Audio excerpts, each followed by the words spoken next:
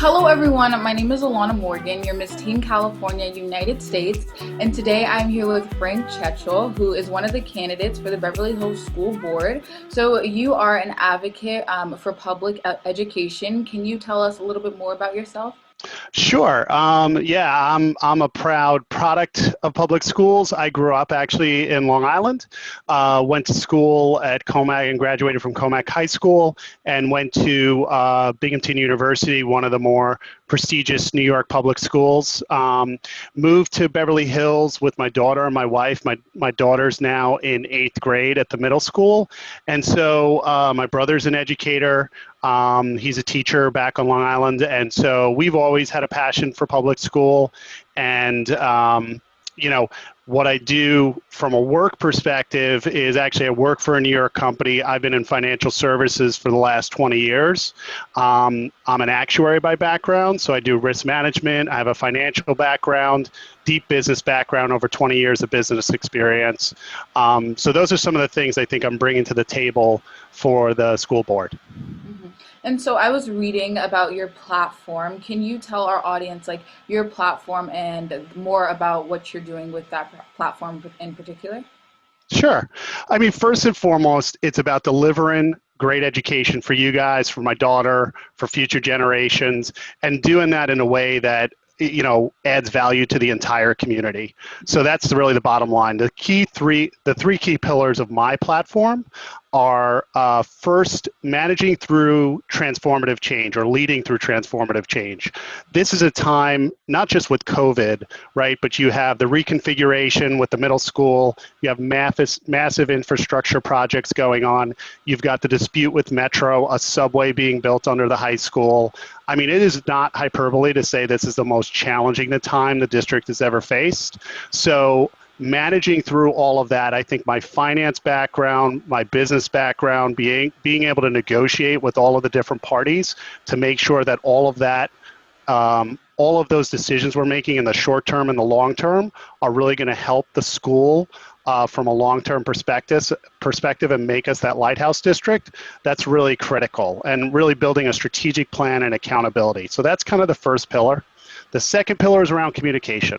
Whether you're talking about ARIES or the learning management systems or how we communicate with the broader community, but students, parents, teachers, what I hear consistently is we can do better here. So one of the key pillars to me is communication. Starts with an audit, then building out a strategy there, and really leveraging new technology. I mean, there's so much new technology we can use. It's not a question of, you can communicate, and it's almost choosing which platform is best for which community member and what do they want to opt into, right? So I think we need to do an entire communication audit and really rebuild our communication strategy. Then the third piece is partnering with the community. So this is an iconic city. Beverly Hills is an iconic city. So I think there's a tremendous number of opportunities that we have to deepen our partnerships with the community. I think we do a good job there.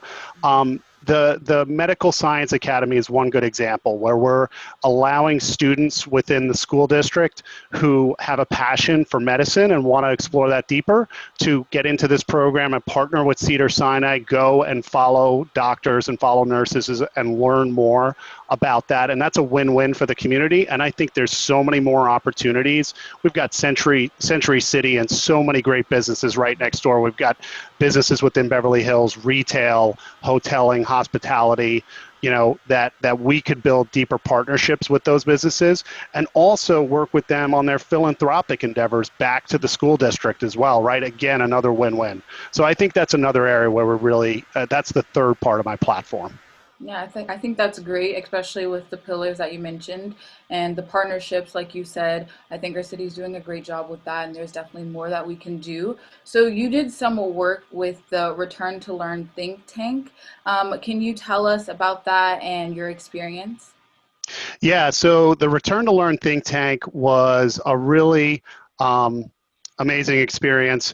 When COVID took hold and we were all moved to a remote setup from an education perspective, the call went out to ask for parent experts, experts from the community to step up. And I felt like it was a really important time to lean in, given my risk management background. I felt like it could help. So I was selected to be part of that expert panel with other doctors, lawyers, epidemiologists to work with the administration. And so we did that throughout the summer. Now, the hope originally when we first started with that task force was that we would be able to return to school in the fall. People kind of forget this, but the first wave, we went through that and the numbers were going down and people felt pretty confident that we'd be able to return to school in some way, shape, or form. Once with the second wave started and the numbers started to rise after Memorial Day, we had to pivot pretty quickly to fully virtual learning. But that was a really great experience, a great example of partnership with the community. And I think we need to do more of those type of things and continue that type of partnership. So last but not least, I would say that it was really the place where it gave me a taste for what's happening within our school district.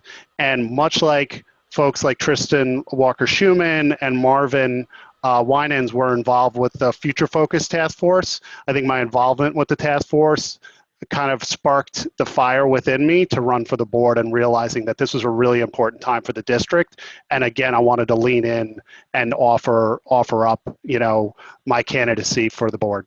Mhm. That's amazing. And like you said, the issues facing our education system today, can you tell us some more issues that you think is facing our education system today and ways in which you would get more involved and help those particular issues?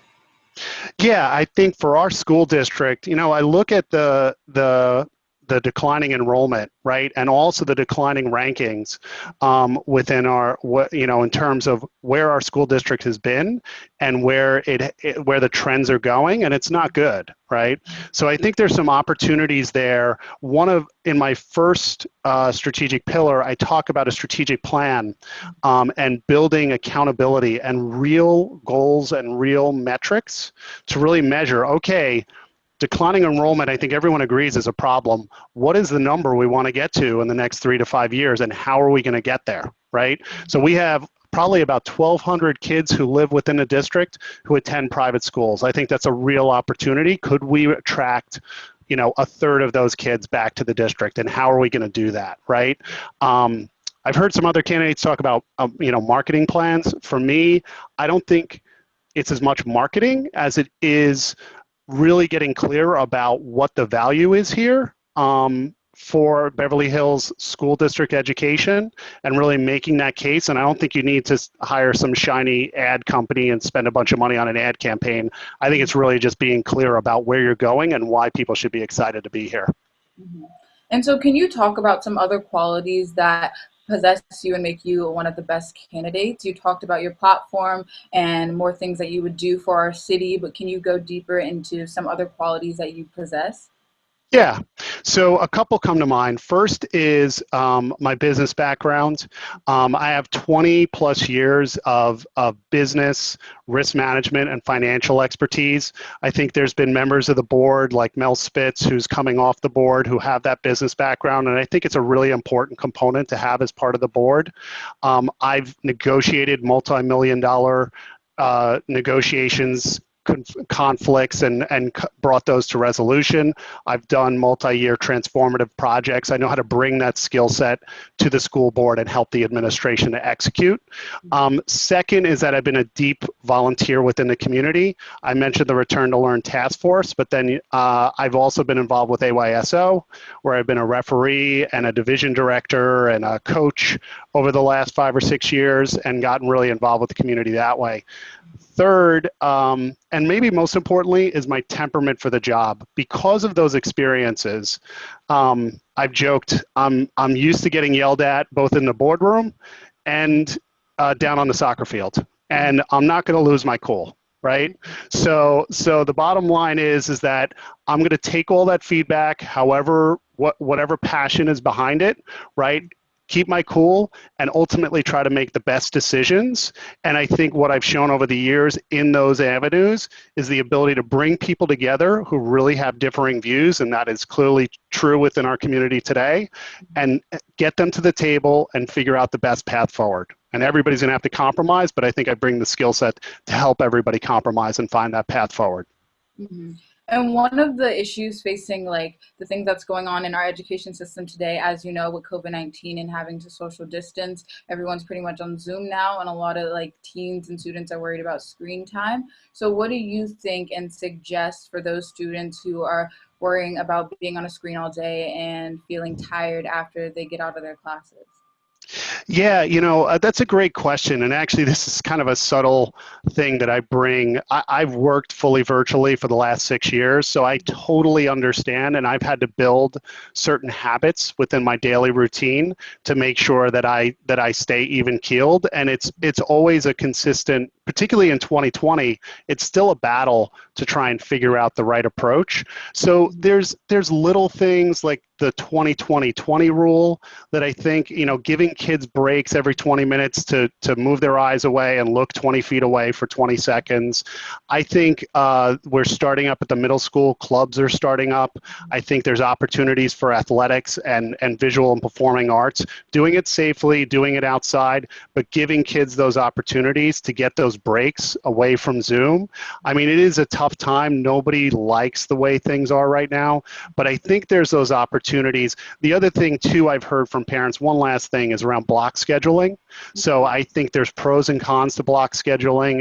It's an experiment, but it is a longer time period. So I think both teachers and students, and each teacher and student's different, is learning how to adjust to that new format. And I think the results so far are generally been positive, but I think if you've got 80 minutes or 85 minutes for a class, do you want to give a little break for 2 or 3 minutes in the middle, right? Because we want to get that instruction in, but how do we deliver that in a way that people aren't exhausted by 1 or 2 o'clock? So I think we'll learn as we go. Yeah. And lastly, can you tell me more about what makes you different from the rest of the candidates? I know you mentioned your platform and the qualities that you possess, but is there anything else that you would say makes you different? Yeah, I think the things that I already mentioned, I would probably re-highlight those. I think, again, my business experience, my finance experience, I think really understanding we've got a $80+ million budget. We're spending over $20,000 per student. I understand how those budgets work and how they project forward and what goes into those projections. So I think that financial background is really critical. I don't see that skill set being brought to the table right now, or at least I see a gap there with Mel stepping away that I think is really important. I think just that general business expertise and risk management expertise, particularly during COVID, but also I've heard folks mention about accelerating our infrastructure projects. And to me, as a risk manager, I get a little nervous with that. Like with the idea that you would want to speed up a really complex project like that, you could easily end up spending more money and end up spending more time. And this is our kids' school. Like, we want it to be safe. We want it to be built well, right? So I've heard a lot of candidates mention speeding up those projects. And from a risk management business perspective, I would want to talk to the expert first before we decided to do anything like that. We should explore it, but I've heard people touting that as a definitive thing we should do, and I'm not convinced of that. And last but not least, again, temperament. It is a really challenging time. We've got protests. We've got going on within the neighborhood. We've got parents who have very different views on what should be happening from a schooling perspective. We've got social, emotional issues for everybody, students, parents, and other community members. So I think it's a time where everyone's stressed, frustrated, angry. So I think really having someone, a leader who has got the temperament for the job, can internalize all that, not get frustrated, and bring a good leadership vibe for the short term and the long term and make good decisions is really important. And I think I bring that to the table. Amazing. Thank you so much for taking time out of your day to speak with us and tell us a little bit more about yourself. Everyone, make sure you also tune in to the candidate debate on September 30th. Once again, I'm Alana Morgan, your Miss Teen California, United States from KBEV 6.